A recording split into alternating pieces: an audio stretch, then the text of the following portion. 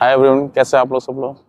यार आज मैं वीडियो लेके आया हूँ फुल्ली, मतलब मेरी ये बाइक ऑलमोस्ट 24,000 चल चुकी है और इसका फुल डिटेल्ड ओनरशिप रिव्यू, जो कि इस चैनल पे मैंने कभी पहले अभी डाला नहीं अभी तक कोई रिव्यू। तो इसका मैं रिव्यू देता हूँ कि मेरे को ये बाइक कितनी पसंद है, कि इसको लेने का भी फ़ायदा है कि नहीं 2025 या नेक्स्ट ईयर 2026 में लेने का फ़ायदा है कि नहीं, उसके बारे में बताऊँ। क्योंकि अभी इसमें फीचर्स में तो कुछ चेंजेस नहीं आए, जो बाइकें आ रही हैं बस उसके कलर्स वगैरह चेंजेस हैं और कुछ नहीं, पेंट वगैरह चेंजेस है, बाकी तो सेम बाइक आ रही है। तो इसके बारे में यार थोड़ा इसके आपको प्रोन्स और कॉन्स दोनों बताऊंगा इस बाइक में। तो सबसे पहले तो प्रोन्स की बात कर लेते हैं, ठीक। तो प्रोन में सबसे पहले तो यार मैं 5 पॉइंट एटलीस्ट बताऊंगा, 5 पॉइंट जो मेरे को लगते हैं, और वो भी ज़्यादा होंगे लेकिन एटलीस्ट 5 मैं कभी कवर करना चाहता हूँ। पहला पॉइंट तो प्रोन में ये है कि जो इसका इंजन है वो काफ़ी अच्छा और स्मूथ रिलायबल। अभी तक कोई इशू नहीं आया मेरे को। 24,000 चला चुका हूँ मैं बाइक, और काफ़ी रिलायबल और काफ़ी स्मूथ है मतलब। और इवन ये, अगर मैं इसकी हीट की बात करूँ तो ये सिटी में भी मैंने मतलब बिल्कुल ही हार्श ट्रैफिक में भी चलाई है बाइक ये फुल्ली। कभी भी इतनी ओवर हीट नहीं होता है कि मेरे को कभी सॉक्स अगर मैं पहना हो नॉर्मली अपने, तो मेरे को हीट फील भी नहीं होती है। हाँ, ये है कभी शॉर्ट्स पहना हो तब मैं निकल गया हूँ शॉर्ट में और काफ़ी ट्रैफिक है तब हल्का हल्का फील होता है, लेकिन इतना भी नहीं है कि आपको फील हो रहा है। तो ये बहुत अच्छा इसका पॉइंट है पहला। दूसरा है इसका, यार मैं अगर प्लस पॉइंट बताऊँ, इसके टायर्स। अगर आप टायर्स देखो तो ये 150/70-17 इंच का है, ठीक है, और ये काफ़ी ब्रॉड है। तो ये अगर इसको आप देखोगे तो ये हाईवे पे और इतना रन करने में इतना स्टेबिलिटी देते हैं क्योंकि इतने ब्रॉड हैं ये, और आपको बहुत ही सेफ फील कराते हैं। इवन मतलब मुझे लगता था कि मैं अगर इसको टर्न करूँ, स्टार्टिंग में लगता था कि टर्न करूँगा मैं तो गिरने का चांसेस ना हो या कुछ ऐसा ना हो, लेकिन और ये स्टेबिलिटी इतनी बढ़िया देते हैं कि अगर आप इसको थोड़ा सा भी ज़्यादा भी टर्न कर लेते हैं, इवन मैंने 80s में भी इसको 80-90 में भी टर्न करा हुआ है ना, तब भी मेरे को इतना कॉन्फिडेंट देते हैं तो कोई इशू नहीं आता अगर कोई बिग टर्न आ रहा है। बाकी बाइक्स में शायद मुझे लग सकता है, लेकिन इतनी हैवी बाइक के बावजूद ये इस टर्न बिल्कुल भी कभी मतलब डर नहीं लगता है और बहुत बेस्ट रहता है। और बाकी इसका आप देखो ब्रॉड कितना है, ये बहुत मेरे हाथ से भी बड़ा है ये एक इसका। और इसका थर्ड जो मेरे को प्लस पॉइंट लगता है इनके हैं डिस्क ब्रेक।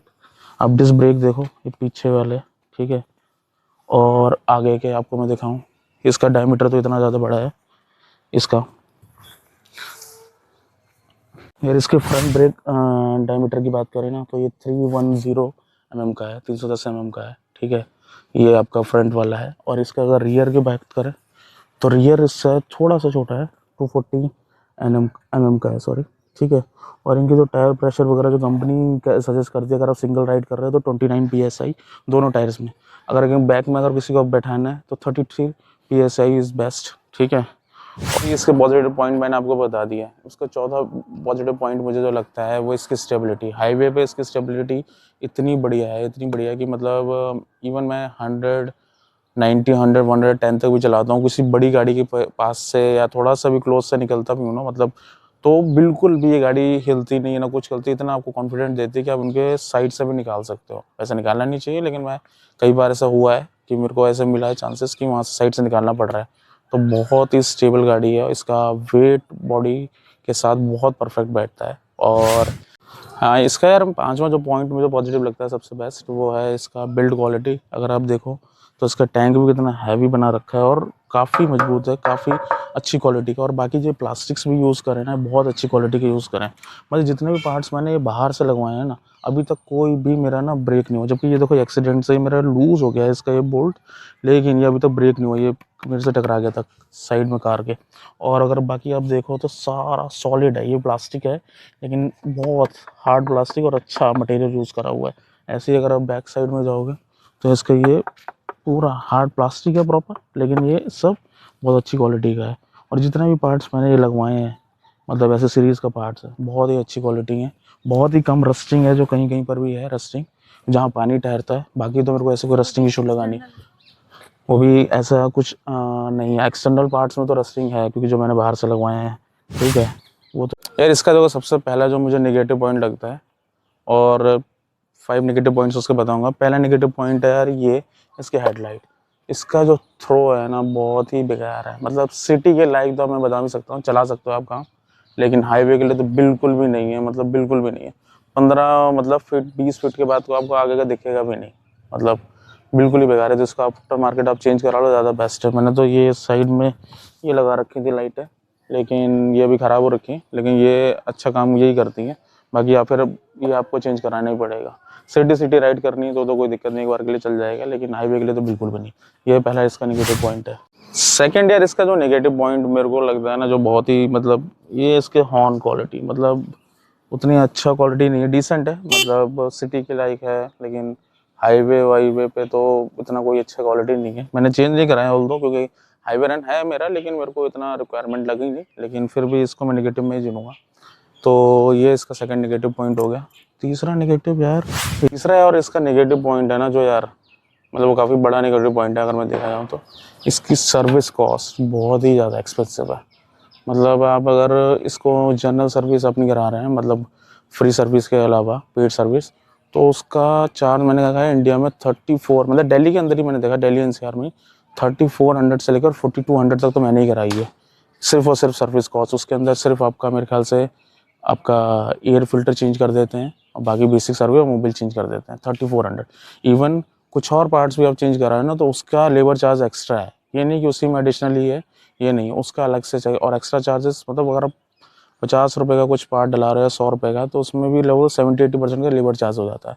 तो ये काफ़ी नेगेटिव पॉइंट है इसका, मतलब मेरे ख्याल से एक इंडियन बायर्स के लिए, हम लोग के लिए तो ये काफ़ी कॉस्टली है। हाँ यार, इसका और जो चौथा नेगेटिव पॉइंट जो मुझे लगा ना, इसके पार्ट्स बिल्कुल अफोर्डेबल नहीं है।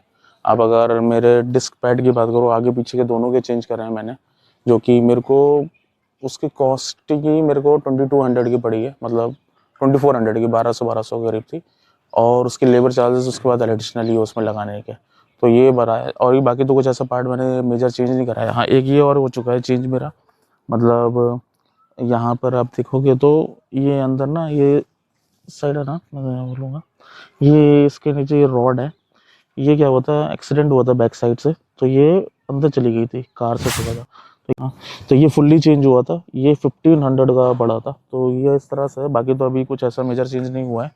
ये मेरे को नेगेटिव में लगता है इसका यार, कि इसके पार्ट्स काफ़ी महंगे हैं, मतलब काफ़ी कॉस्टली हैं, नॉर्मल अपनी बाइक से तो नहीं और कंपेयर कर सकते हैं, लेकिन काफ़ी कॉस्टली पार्ट्स हैं, जो कि एक अगर मैं एक अपने इसके कॉम्पिटिटर की बात करूं, रॉयल एनफील्ड वगैरह की, तो आई थिंक उसके पार्ट्स इतने महंगे नहीं होंगे। आप लोग कमेंट करके बताइएगा कि उसके पार्ट्स भी इतने कॉस्टली है, क्योंकि मैंने कभी उसको यूज़ नहीं करा है।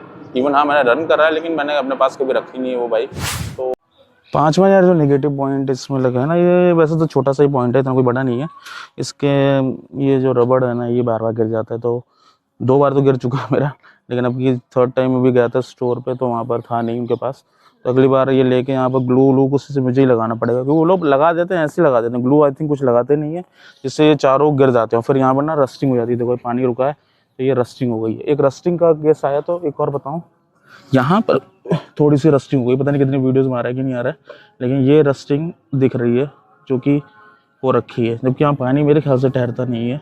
और जहाँ जहाँ पर बोल्ट वगैरह हैं, तो ये थोड़ा सा रस्टिंग का सीन है। बाकी तो बाइक में रस्टिंग एक इस साइड भी दिखा सकता हूँ मैं आपको, ये देखो, इधर जो पानी ठहरता है टैंक के पास, तो मैं ख्याल से वॉश करता हूँ तो यहाँ रुक जाता होगा, तो यहाँ पर रस्टिंग का है। और तो बाइक की वजह से कोई रस्टिंग नहीं, बाकी आउटसाइड के जो पार्ट्स लगा रखे हैं, मतलब बाहर के पार्ट्स लगे हैं जो आफ्टर मार्केट, उसमें रस्टिंग वगैरह है। अब आते हैं कंक्लूजन में कि ये बाइक 2026 में खरीदनी चाहिए कि नहीं खरीदनी चाहिए, या 25 के एंड में। मैं तो यार रिकमेंड करूँगा, अगर आप इसकी सर्विस कॉस्ट झेल सकते हैं, क्योंकि वो काफ़ी एक मेरे को लगा, मतलब इसका काफ़ी बड़ा नेगेटिव पॉइंट। बाकी चीज़ें चलो ऐसे ही माइनर्स हैं, आप लोग चेंज करा सकते हैं, लाइट है, हॉर्न है, ये सब बाहर चेंज करा सकते हैं, लेकिन वो एक है कि वो आपके साथ लाइफ टाइम रहने वाली है। और ये सर्विस मैंने बाहर भी ऐसे 1-2 लोगों से ऐसे ही पूछा, जनरली मेरे को करानी नहीं थी, कि मैंने भैया सर्विस कर देंगे, नॉर्मल शॉप जो ऐसी गली मोहल्ले में होती हैं, उन्होंने सीधे बोल दिया नहीं भैया ये बाइक नहीं है, हमें पता नहीं इसका, तो वहाँ हो भी नहीं सकती। दूसरा जो कंपनी में ही कराओ, तो वही है, मैंने आपको बताया था, ऐसे 3400 से 4200 प्लस इसका बेसिक चार्ज है, और पार्ट्स इसके काफ़ी कॉस्टली हैं, जो कि मतलब मैंने अभी तक इसके ब्रेक शू जो ब्रेक पैड है वो चेंज कराए हैं, जो कि 4200 के, सॉरी 2400 के अप्रॉक्स पड़े हैं। बाकी कोई ऐसा मेजर मैंने चेंज नहीं कराया है। ये चेंज कराया था इसका, ये नीचे स्टील बैंड, जो कि 1500 का। बाकी तो ऐसे कुछ अभी तक रिक्वायरमेंट नहीं पड़ी कुछ, लेकिन आने वाले टाइम पे तो रिक्वायरमेंट रहेगा, तो वो थोड़ा कॉस्टलियर है। और इनका अगर ये लेबर चार्ज और ये प्लस ये थोड़ा सा कॉस्टली है, लेकिन बाकी तो अगर मैं 2026 में कोई लेना चाहेगा ना इस बाइक को, तो मैं रिकमेंड करूँगा, अगर आप सर्विस कॉस्ट को झेल लेते हैं नॉर्मली, उसके कोई इशू नहीं है आपका, तो आप ले सकते हैं। बहुत रिलायबल गाड़ी है, बहुत ही स्टेबिलिटी प्रोवाइड करती है हाईवे पे, स्पेशली हाईवे रन पे। और इसका पॉजिटिव सबसे बढ़िया यही है कि अगर आप बहुत ही तेज़ भगाने वाले नहीं है, 90, 100, मैक्सिमम 110 तक अगर आप चलाने वाले हैं, जो मैं जैसे रिलैक्स होकर चलाता हूँ, तो सबसे बेस्ट गाड़ी है, वन ऑफ दी मतलब इस सेगमेंट की। और अब तो इसका प्राइस आफ्टर जीएसटी मेरे ख्याल से, इसका भी जीएसटी का ये मेरे ख्याल से 199 का शायद, अभी देखता हूँ इसका प्राइस बताता हूँ मैं आपको। इसका प्राइस इस समय, अगर दिल्ली की बात करूँ मैं, इसका जो DLX मॉडल है उसका आपको, एक सेकंड मेरे को देना, इसका हाँ ऑन रोड प्राइस है इसका ना, DLX वाले का मॉडल का 197,000, ठीक है। इसमें R2 इंश्योरेंस ऐड कर लो दिल्ली के अंदर तो 2,29,000 की पड़ जाती है, और DLX Pro 2,27,000 की पड़ती है, ठीक है। उल्टा क्यों रखा है, DLX Pro सस्ती है ये मुझे नहीं पता, इसमें मतलब मैंने एप्लीकेशन में देखा है। बाकी ये मैंने करीब 250 की ली थी जब मैंने लिए थे, जिस चीज़ से पहले के लिए रखी है, तो ये 250 की पड़ी थी, 250 की अराउंड। और इसमें एसेसरीज भी इंक्लूड थी जो कि 15,000 के करीब थी। और यार बाकी आपको कुछ भी क्वेश्चंस हो तो आप कमेंट करके पूछ सकते हैं। और बाकी अपने अपने शहर की जो सर्विस कॉस्ट है ना, जो आपको पड़ती हैं, प्लीज़ कमेंट करके बताइएगा। और इस वीडियो को भी उतना प्यार के दीजिएगा जितना आपने लास्ट वीडियो को दिया है। Thank you. और कोई वीडियो आप लोग चाहते हैं स्पेसिफिक इस पर बनवाना तो मैं बना दूंगा उस पर भी। तो thank you for watching this and please like and comment. Bye bye. Exhaust point और चेक करवा देता हूँ यार, ये देखो।